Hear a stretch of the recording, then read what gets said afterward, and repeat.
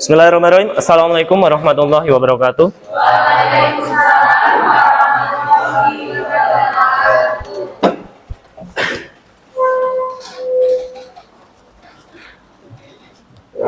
Hari ini kita akan belajar pembiayaan mudharabah yang ada di Bank Syariah, melanjutkan materi yang sudah kita pelajari di beberapa minggu yang lalu.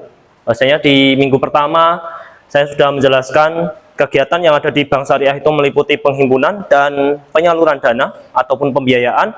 Di penghimpunan dana, kegiatan penghimpunan dana, minggu lalu kita sudah belajar apa itu tabungan, deposito giro, beserta akad-akad yang melekat di produk-produk tersebut, dan juga belajar mengenai pencatatan jurnal transaksi di produk penghimpunan dana yang ada di Bank Syariah. Untuk kesempatan hari ini, di pertemuan keempat kuliah akuntansi perbankan syariah, kita berkesempatan untuk belajar mengenai produk yang ada di Bank Syariah selanjutnya. Yang lalu adalah penghimpunan. Hari ini kita mulai belajar pembiayaan atau penyaluran dana. Penyaluran atau pembiayaan dan dana yang ada di Bank Syariah. Yang pertama akan kita belajar adalah pembiayaan berbasis akad mudharabah.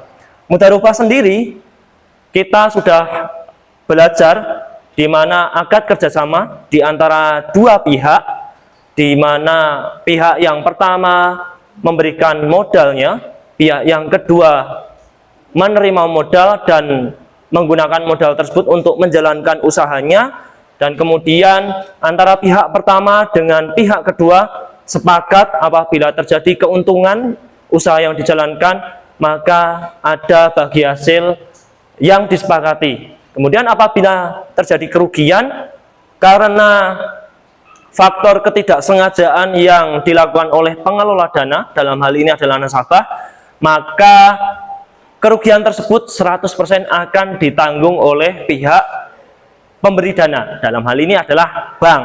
Nah, praktiknya di Bank Syariah bagaimana Pak untuk penyaluran dana atau pembiayaan ini? Penjurnalannya bagaimana mulai dari awal pengajuan pembiayaan atau terjadinya akad pembiayaan, kemudian yang kedua bagaimana transaksinya ketika nanti pencairan, kemudian bagaimana transaksi penjurnalannya ketika terjadi pembayaran bagi hasil, kemudian bagaimana juga ketika pembiayaan tersebut sudah jatuh tempo, dan apabila waktunya cukup, saya ingin memberikan contoh bagaimana kalau pembiayaan yang dilakukan oleh nasabah, yang dijalankan oleh nasabah terjadi kerugian, itu penjurnalannya bagaimana. Baik, kita lihat satu-satu dulu apa sih, mulai dari teorinya dulu, dari definisi mudharabah. Ini merupakan akad investasi yang mana disalurkan oleh bank kepada pihak lain, nasabah, untuk suatu usaha yang produktif. Usaha yang produktif itu bagaimana Pak?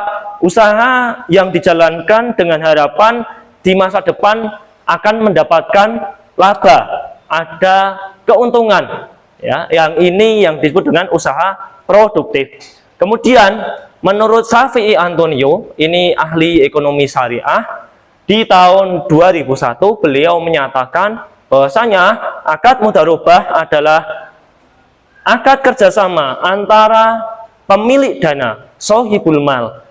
Kalau dalam praktiknya di bank, sohibul mal adalah pihak bank dengan pengelola dana atau mudharib.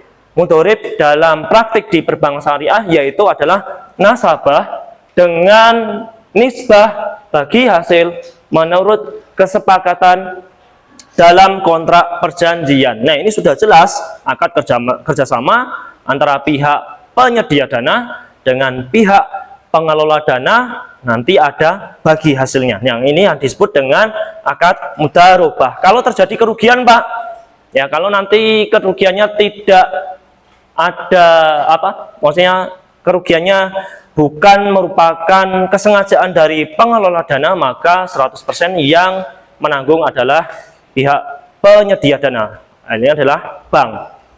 Kita lanjut dulu ke slide berikutnya. Menurut PSAK, Pedoman Standar Akuntansi Keuangan nomor 105, menyatakan bahwasanya akad mudharabah yang ada di perbankan syariah ini terdiri dari beberapa jenisnya. Ada mudharabah muqayyadah, ada mudharabah mutlaqah, ada mudharabah mustarokah. Yang ketiga di slide selanjutnya. Kita fokus dulu yang kedua, akad mudharabah muqayyadah dan akad mudharabah mutlaqah. Jadi kalau untuk yang pertama, akad mudharabah muqayyadah, berarti ini bank selaku pemilik dana dalam menyalurkan pembiayaannya kepada nasabah, ini ada catatannya dengan mempersyaratkan syarat-syarat tertentu, ada batasan-batasannya. Misal, saya selaku pihak bank ingin memberikan pinjaman kepada Mas Dika, saya mempersyaratkan syarat-syarat kepada Mas Dika. Mas Dika misal untuk pengajuan pembiayaan mudharabahnya untuk usaha, saya mempersyaratkan Mas Dika usahanya harus di bidang yang halal, ya, yang jelas halalnya. Kemudian lokasinya harus misal di Salatiga, spesifikasinya di mana? Di dekat kampus UIN Salatiga, misalnya seperti itu. Harus ada syarat-syaratnya. Dengan tujuan apa sih Pak bank itu memberikan persyaratannya? Agar dari bank tersebut bisa yakin, ya, dengan syarat yang diberikan oleh bank kepada nasabah, maka usaha yang dijalankan oleh nasabah diharapkan akan memberikan keuntungan yang lebih. Kalau tidak ada syaratnya, takutnya bank akan, ya, khawatir jangan-jangan nanti usahanya malah rugi nih kalau tidak ada syarat-syaratnya. Ataupun kalau misal ada untungnya kecil. Nah, ini yang diterapkan bank ketika memberikan pembiayaan mudharabah dengan embel-embel atau tambahan muqayyadah. Ada syarat-syarat tertentunya. Begitu ya. Ini untuk muqayyadah. Biasanya kalau untuk pembiayaan dengan akad mudharabah muqayyadah ini banyak terjadi di produk pembiayaan di bank syariah. Apakah di penghimpunan dana ada produk mudharabah muqayyadah, Pak? Selama saya bekerja di bank syariah belum pernah menemui ada akad penghimpunan dana, ya, yang menggunakan akad mudharabah muqayyadah, ya. Kalau untuk yang penghimpunan dana. Kemudian selanjutnya yang kedua ada mudharabah mutlaqah. Mutlak berarti tidak terbatas, absolut. Maksudnya bagaimana Pak? Apakah nasabah bebas menjalankan usahanya? Benar, bebas.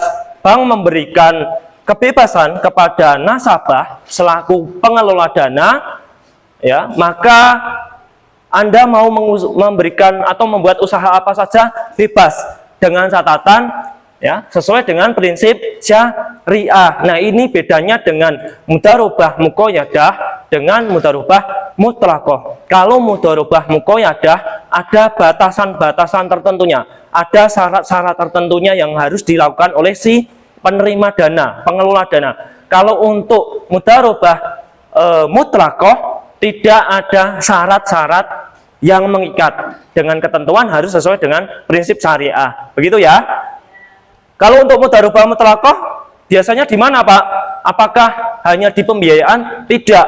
Kalau untuk mudharabah mutlaqah, setahu saya ini malah banyak diterapkan di produk penghimpunan dana, ya. Jadi nasabah menyimpan uangnya di bank dalam bentuk tabungan, deposito, giro, maka yang mengelola adalah bank.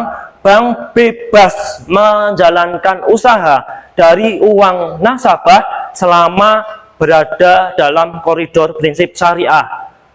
Nah, kalau untuk yang mudharabah mutlaqah di pembiayaan apakah ada? Setahu saya di bank syariah dulu kebanyakan hanya mudharabah muqayyadah. Apakah aslinya ada, Pak? Kalau di contoh yang akan saya berikan sesuai dengan bukunya dari karya Reza Yahya, itu malah mudharabah mutlaqah. Berarti kemungkinan ada, ya. Meskipun praktiknya kebanyakan menggunakan mudharabah muqayyadah. Sampai di sini teman-teman ada yang ditanyakan? Cukup? Ya. Kalau untuk yang mudharabah ketiga Pak, mudharabah mustarokah, sebenarnya ini hampir mirip dengan akad musyarakah, kerjasama, bukan kerjasama, gabungan akad antara mudharabah dan musyarakah, hampir mirip. Tapi ini tidak akan saya jelaskan karena kita fokus ke pembiayaan pencatatan jurnalnya saja. Untuk yang lainnya di slide ini ya, yang beberapa slide ada teori, ini nanti Anda silahkan baca sendiri. Kita fokus di akuntansinya ya, bukan di teorinya. Kita lanjut ke slide berikutnya. Ini untuk masalah rukun tidak akan saya sampaikan, bisa Anda baca, yang ini tidak, ini tidak. Nah, saya ingin langsung ke contoh akuntansi pembiayaan mudharabah yang akan kita pelajari ya, khususnya pembiayaan mudharabah di bank syariah. Ini contohnya ada istilah mutlaqoh sesuai dengan bukunya Riza Yahya ya. Yang disampaikan teman Anda tadi masih ngambang ya, belum spesifik banget. Nah, maka di sini akan saya jelaskan lebih detail. Teman-teman tolong diperhatikan nanti biar bisa mencatat jurnalnya ketika ada soal. Kita masuk ke latihan pertama atau contoh soal ya. Tanggal 1 Agustus 2024 PT Hania ini mengajukan PT Hania disetujui pembiayaan mudharabah mutlaqohnya oleh Bank Syariah ya, untuk usaha SPBU ya, stasiun pengisian bahan bakar umum, dengan ketentuan di sini keterangannya plafon besarnya pinjaman yang diberikan bank kepada PT Hania atau nasabah sebesar 1.450.000.000 rupiah. Kemudian objek bagi hasilnya bagaimana? Ini ditentukan dari bank dan disepakati oleh PT Hania menggunakan pendapatan kotor. Ini mohon maaf belum lengkap ya, sebenarnya ada pendapatan kotor atau istilahnya gross profit sharing ya, menggunakan pendapatan kotor. Apa ada pendapatan bersih Pak? Ada. Kenapa bank itu menggunakan pendapatan kotor? Ya, karena dengan harapan apabila PT Hania ini mendapatkan laba, maka bagi hasil yang akan diberikan kepada bank syariah akan semakin besar atau kecil? Besar, karena pendapatan kotor atau laba kotor itu belum dipotong biaya-biaya yang lain. Misal saya contohkan, pendapatan aslinya PT Hania misal 100. Ya, ini pendapatan kotor. Maka bank akan mendapatkan misal porsinya 30%. Untuk PT Hania 70%. Ini kalau menggunakan pendapatan kotor. Kalau semisal di soal menggunakan net profit sharing, maka PT Hania menggunakan pendapatan yang sudah dipotong biaya-biaya yang lain. Sehingga misal pendapatan bersihnya hanya 75 juta, ya tadi yang 100 juta. Maka kalau saya tanya kepada teman-teman, logikanya kalau menggunakan pendapatan kotor, bagi hasilnya sama, 30% untuk bank, 70% untuk Hania. Ketika menggunakan pendapatan bersih, itu 30% untuk bank, 70% untuk PT Hania juga. Secara logika, ini memberikan laba atau bagi hasil yang lebih besar yang mana? 100 atau 75? Yang 100. Maka ini bank menggunakan laba kotor dengan harapan laba yang diterima bank itu juga akan semakin besar ya. Prinsip ekonomi menggunakan modal yang sekecil-kecilnya untuk mendapatkan laba yang sebesar-besarnya. Nisbahnya tadi sudah saya jelaskan, 70 untuk PT Hania, 30 untuk bank. Jangka waktu adalah 10 bulan dengan catatan jatuh tempo adalah 10 Juni 2025. Biaya administrasi 14.500.000 dibayar saat ditandatangani perjanjian antara bank dengan PT Hania saat akad. Maka pembiayaan yang ada di bank konvensional maupun di bank syariah biasanya akan membebankan kepada nasabah sejumlah biaya administrasi yang dibayarkan sebelum pencairan. Loh Pak, kalau semisal nasabah kan utang, itu kan maksudnya kan mereka nggak punya uang ya. Ya ini aturan aslinya harus menggunakan biaya administrasi dibayar di muka. Praktiknya bagaimana Pak? Praktiknya kebanyakan yang pernah saya temui ketika saya bekerja di bank syariah, biaya administrasi ini yang sebesar 14.500.000 ini atau biaya administrasi yang lain dipotong dari nominal pembiayaan, pencairan pembiayaan. Apakah boleh Pak? Aslinya itu adalah menyalahi aturan. Nggak boleh, kalau kena audit, kena ini. Ya, karena nanti yang disalurkan kan kepotong biaya administrasi. Harusnya dibayar di awal, baru nanti cair 1.450.000.000. Kalau semisal diambil dari 1.450.000.000, nominal pembiayaannya ini kan jadi berkurang nanti, gitu ya. Ya, aslinya nggak boleh, tapi praktiknya kebanyakan dipotong dari ini pencairan pembiayaan. Ya. Kemudian di sini ada keterangan pelunasan, yaitu pengembalian pokok di akhir periode. Berarti PT Hania ini mengembalikan 1.450.000.000 ini di tanggal 10 Juni 2025. Loh Pak, nanti 10 bulan ke depannya sebelum akhir periode ngapain PT Hania? Bayar apa? Bayar bagi hasilnya dari usaha yang dijalankan oleh PT Hania dari uang pinjaman bank tadi. Jadi tiap bulan itu PT Hania ya sampai bulan ke-10 hanya membayar bagi hasilnya saja. Kemudian di akhir periode ini membayar gelondongannya, bayar utuhnya ya, 1.450.000.000. Kenyataannya praktik di lapangan tidak semua bank kadang menerapkan membayar pokoknya di akhir periode. Ada beberapa opsi.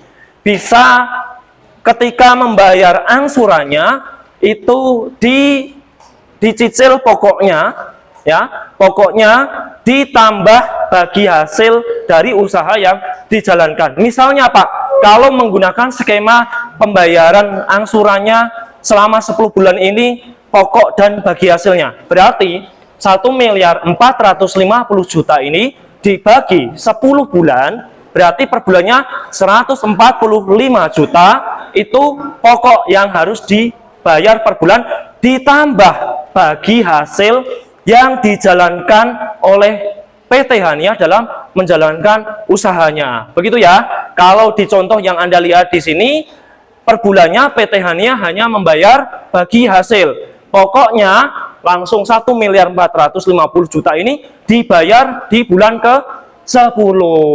Paham teman-teman? Paham ya?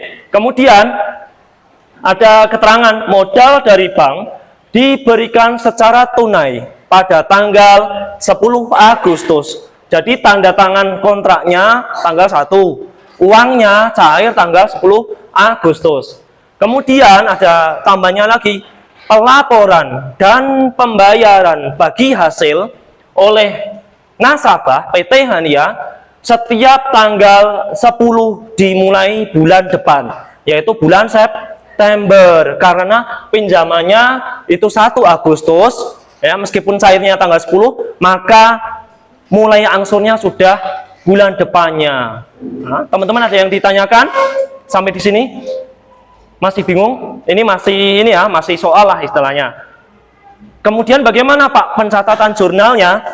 Ketika tanggal 1 Agustus 2024 tanda tangan antara PT Hania dengan Bank Syariah, maka di sistem, Mbak, mohon maaf jangan main HP ya nanti ya. Ya, HP-nya dimasukkan aja. Tanggal 1 Agustus 2024, maka setelah atau ketika ditandatangani antara Bank Syariah dengan PT Hania di sistemnya Bank Syariah, maka akan muncul jurnal debit pos lawan komitmen administrasi pembiayaan sebesar 1.450.000.000 rupiah.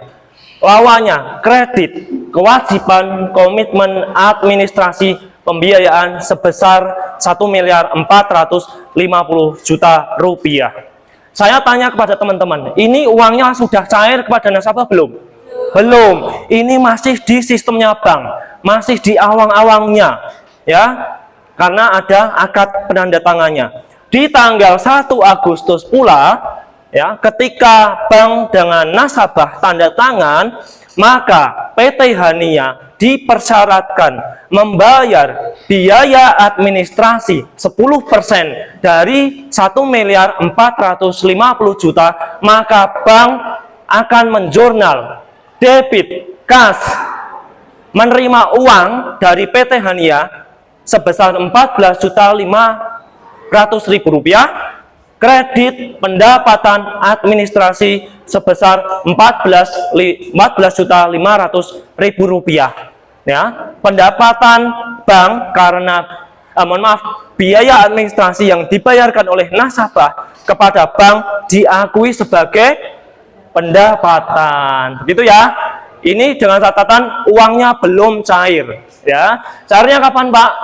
10 Agustus. Ada yang ditanyakan sampai di sini? Slide di sini? Paham ya? Paham nggih? Jelas? Kita masuk ke slide berikutnya dengan kasus ketika PT Hania sudah menerima pencairan pembiayaan dari Bank Syariah. Jurnalnya bagaimana? Tadi disebutkan bahwasanya PT Hania akan menarik uangnya adalah 10 juta atau pencairannya di mohon maaf, kok 10 juta? 10 Agustus 2024. Maka jurnalnya ketika tanggal 10 Agustus 2024 debit pembiayaan mudharabah 1.450.000.000. Kredit kas masuk ke rekeningnya PT Hania 1.450.000.000 Paham? Paham ya? Paham nggih? Kemudian masih di tanggal 10 Agustus ketika sudah cair di PT Hania pembiayaannya, maka di jurnalnya bank akan berbunyi pula debit kewajiban komitmen administrasi pembiayaan 1.450.000.000. Kredit pos lawan komitmen administrasi pembiayaan 1.450.000.000 rupiah. Pak, ini apa sih Pak? Ini untuk menghilangkan di slide sebelumnya. Slide sebelumnya tadi kan ada, nah, debit pos lawan, kredit kewajiban dihilangkan, ya, dibalik, ya, debit kewajiban, kredit pos lawan. Jadi sudah nggak di awang-awang sistem, sudah masuk di rekening nasabah. Begitu ya, teman-teman. Pak, nanti kalau ada soal, nanti apakah akun-akunnya kayak gini? Kurang lebihnya sama. Ya, Anda tinggal melihat kasusnya angkanya berapa pinjaman mudharabahnya oleh nasabah. Begitu ya? Ya. Kita lanjut ke saat PT Hania. Ini kan sudah nerima uang nih. Ya. Kemudian PT Hania sudah menggunakan uang pinjaman mudharabah dari Bank Syariah untuk melakukan usahanya, SPBU. Ketika sudah menjalankan usahanya, maka bisa dipastikan akan terjadi dua kemungkinan. Bisa laba, bisa rugi. Nah, di kasus yang akan saya berikan, ini contoh hanya untung saja ya, yang di slide ini, yang setelah ini. Tapi akan kita bahas dulu intronya, pembukaannya sebelum si PT Hania ini melakukan pembayaran angsurannya. Bagaimana Pak? Misal pada penerimaan bagi hasil mudharabah sesuai dengan PSAK, Pedoman Standar Akuntansi Keuangan nomor 105 paragraf 22 berbunyi bahwa pengakuan penghasilan usaha mudharabah dalam praktik dapat diketahui berdasarkan laporan bagi hasil atas realisasi penghasilan usaha dari pengelola dana nasabah dan tidak diperkenankan mengakui pendapatan dari proyeksi hasil usaha. Kemudian kita lanjut ke PSAK nomor 105 paragraf 24 yang berbunyi apabila bagian usaha belum dibayar oleh pengelola nasabah, maka bagian tersebut dianggap sebagai atau diakui sebagai piutang. Kalau belum bayar angsurannya, maka jurnalnya bank akan mencatatnya sebagai piutang. Belum bayar bagi hasilnya disebut piutang. Kita masuk ke transaksi yang ketiga. Tadi yang pertama ketika akad, kedua pencairan, yang ketiga ketika usaha sudah dijalankan PT Hania, ada laba atau rugi ya. Ini contohnya. Misal tadi pencairannya tanggal 10 Agustus, pengajuannya tanggal 1 Agustus, pencairannya 10 Agustus, maka dianggap PT Hania dalam bulan Agustus sudah menjalankan usaha dan kemungkinan bisa laba dan rugi. Nah, di contoh slide ini PT Hania dikatakan laba di bulan Agustus usahanya, labanya dilaporkan sebesar 20 juta rupiah. Sesuai dengan kesepakatan di awal, ketika terjadi keuntungan, maka proporsi pembagian bagi hasil antara nasabah dengan bank ini sesuai dengan kesepakatan. Nasabah PT Hania mendapatkan 70% dari keuntungan, bank mendapatkan bagian 30% dari keuntungan. Karena ini adalah catatannya bank, maka di sini ditulis porsi bank 30% dari 20 juta, maka bank harus mendapatkan 6 juta rupiah. Di slide yang awal, kesepakatannya antara bank dengan PT Hania itu melaporkan dan membayar di tanggal 10 setiap bulan. Maka di sini ada tanggal pelaporan, ada tanggal pembayaran bagi hasil. Kita lihat antara bulan kegiatan PT Hania, usaha PT Hania di bulan Agustus sampai Maret, yang dilaporkan 1 bulan setelahnya ini on time terus, tepat waktu, melapor ke tepat, bayar bagi hasilnya juga tepat, tidak ada masalah. Anda nggak usah lihat yang bawah dulu. Pencatatan jurnalnya ketika PT Hania itu membayar bagi hasil bagaimana, Pak? Kita lihat slide setelahnya ini. Kita lihat yang nomor pertama. Penerimaan bagi hasil yang pembayarannya dilakukan bersamaan dengan pelaporan bagi hasil. Ini terjadi pada bulan Agustus hingga Maret tahun 2025. Pencatatannya seperti ini. Debit kas, bank menerima bagi hasil dari PT Hania sebesar, ya tergantung bulannya tadi berapa. Misal yang Agustus adalah 6 juta, debit kas 6 juta, kredit pendapatan bagi hasil mudharabah ya sebesar 6 juta rupiah juga. Dan seterusnya sampai tanggal 10 April 2025. Sampai di sini ada yang kurang jelas, teman-teman? Paham? Paham ya? Ini dengan catatan kalau PT Hania atau nasabah melaporkan dan membayar bagi hasilnya tepat waktu, on time, tidak telat. Paham ya? Dikasih catatan kalau bayarnya on time. Lalu bagaimana, Pak, kalau semisal PT Hania atau nasabah itu melaporkan itu telat dan bayarnya juga telat, jurnalnya nanti akan berbeda pula.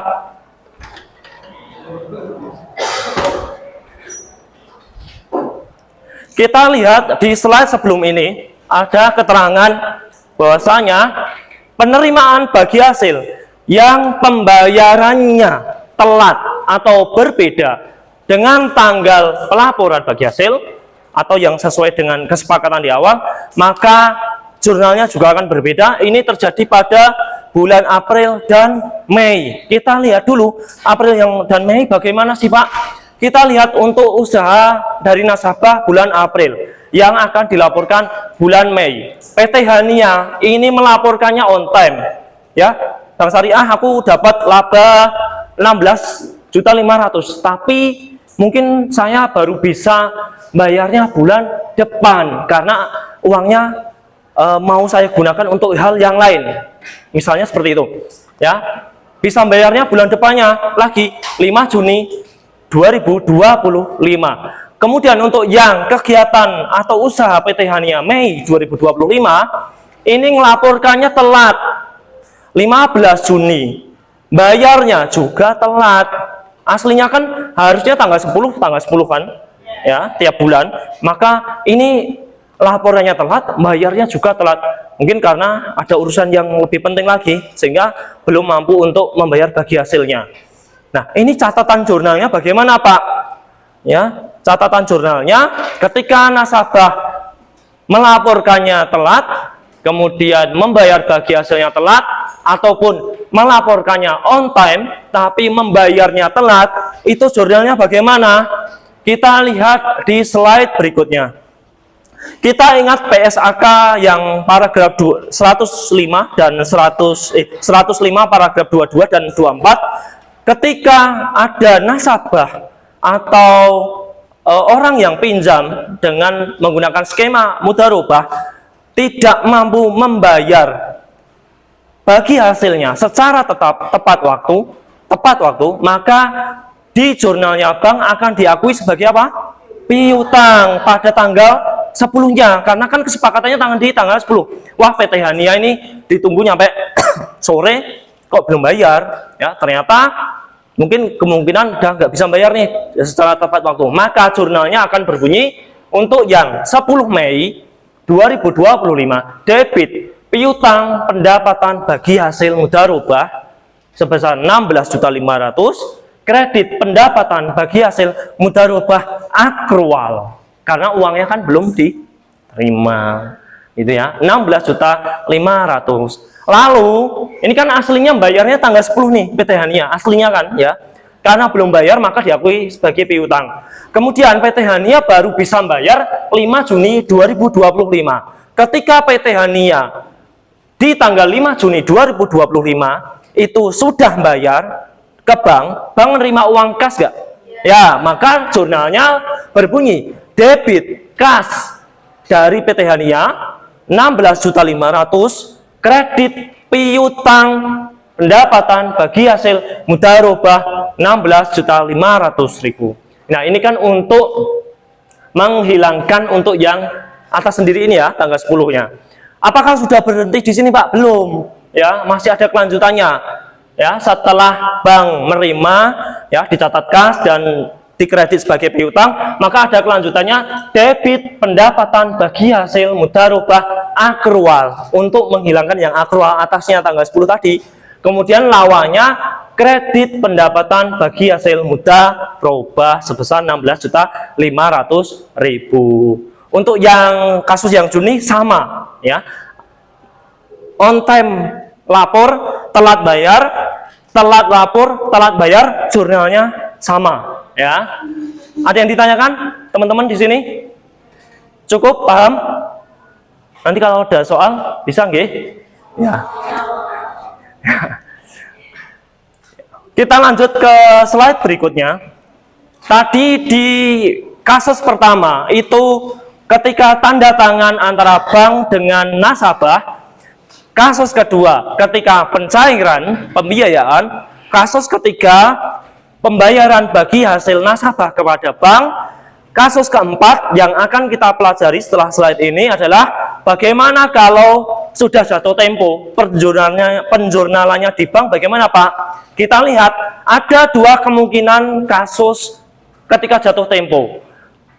Yang pertama, nasabah bisa melunasinya tepat waktu.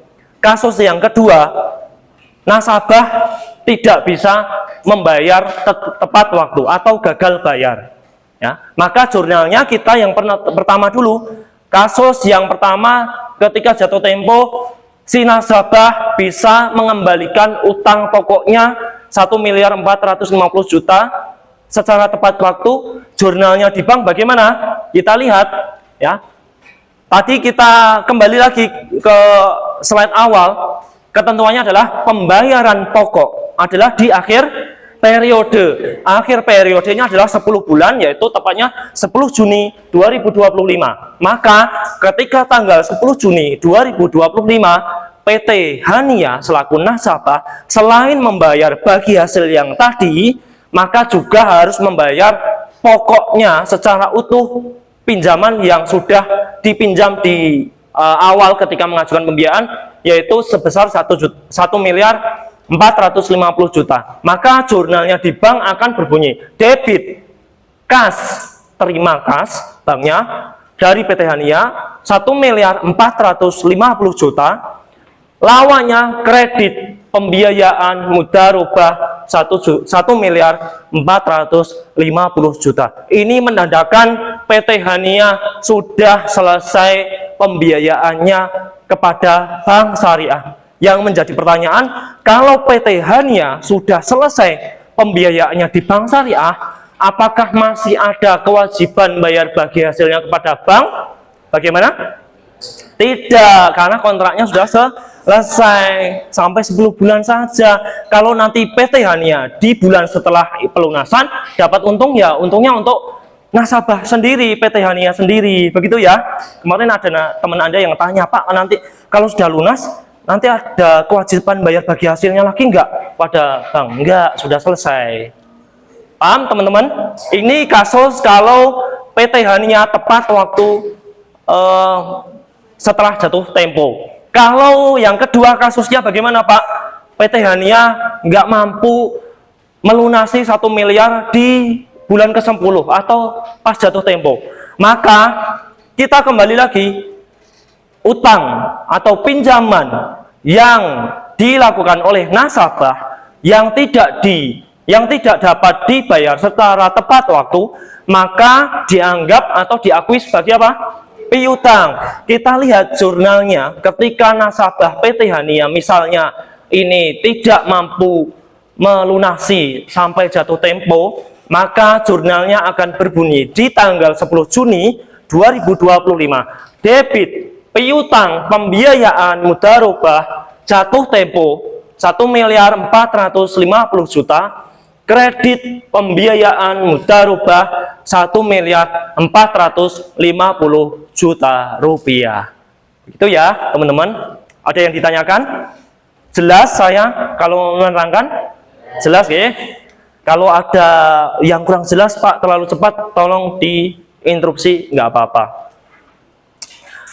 Kemudian yang menjadi pertanyaan adalah bagaimana, Pak, kalau tadi kan Pak Fitrianto hanya mencontohkan PT Hania membayarnya ketika jatuh tempo tepat waktu dan mungkin tidak tepat waktu. Kalau semisal ada kasus PT Hania atau nasabah tersebut mengalami bencana atau kerugian, itu catatan di jurnalnya bagaimana? Sebenarnya ada berbagai variasi. Tapi teman-teman di sini saya cukupkan Anda mempelajari jurnalnya ketika akad terjadi, perjanjian antara nasabah dengan bank, ketika pencairan, ketika bayar bagi hasil, ketika jatuh tempo. Tapi setelahnya sebenarnya variasinya banyak. Ketika usahanya tersebut rugi karena kelalaian nasabah, rugi karena ketidaktahuan nasabah, atau bukan karena kelalaian nasabah, itu sebenarnya variasinya banyak banget. Tapi di sini saya akan hanya memberikan contoh satu saja. Misal PT Hania mengalami kerugian karena bencana. Nah, ini kan bukan karena kelalaian nasabah. Jurnalnya bagaimana, Pak? Saya contohkan di sini. Misal ya, untuk bagi hasil pada bulan April 2025, PT Hania ini dilaporkan mengalami kerugian sebesar 40 juta rupiah karena bencana banjir. Maka jurnal transaksinya di tanggal bulan setelahnya, kegiatan April, laporannya ke Mei. Maka di bulan Mei tanggal 10, karena dilaporkan rugi karena bencana, jurnal di bank akan berbunyi debit beban kerugian mudharabah 40 juta rupiah, kredit cadangan kerugian pembiayaan mudharabah 40 juta rupiah. Kalau rugi, PT Hania bayar nggak? Ya tidak ya, karena ini kan bukan karena faktor kesengajaan, karena faktor alam, bencana.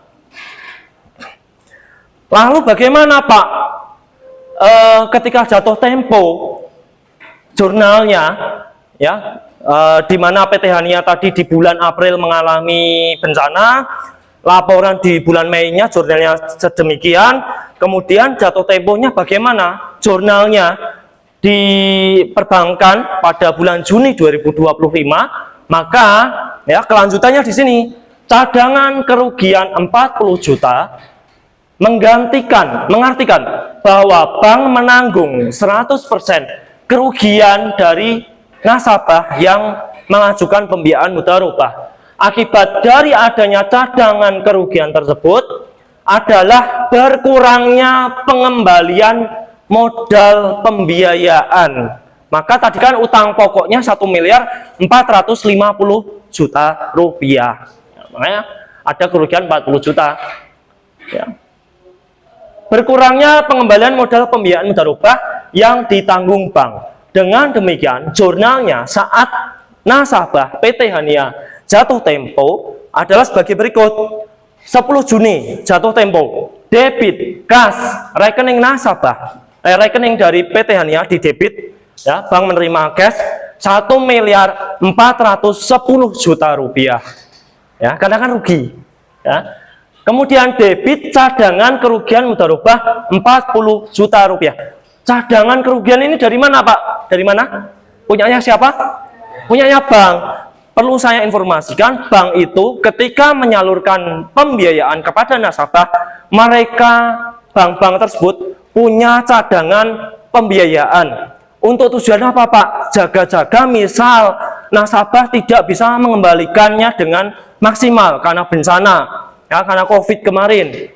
Ya. Nah, ini ada cadangannya. Kemudian kreditnya pembiayaan mudharabah 1.450 juta rupiah. Ada yang kurang jelas? Mas Dika, bagus. Setiawan, cukup jelas? Cukup ya? Oh, untuk yang teori ini tidak akan saya jelaskan, nanti bisa Anda baca sendiri. Maka untuk yang selanjutnya mungkin saya akan berikan tugas pada teman-teman semuanya, ya. Ini mau dicatat dulu, silakan, ya. Yang mana? Ini. Cukup dulu ya dari saya, ya.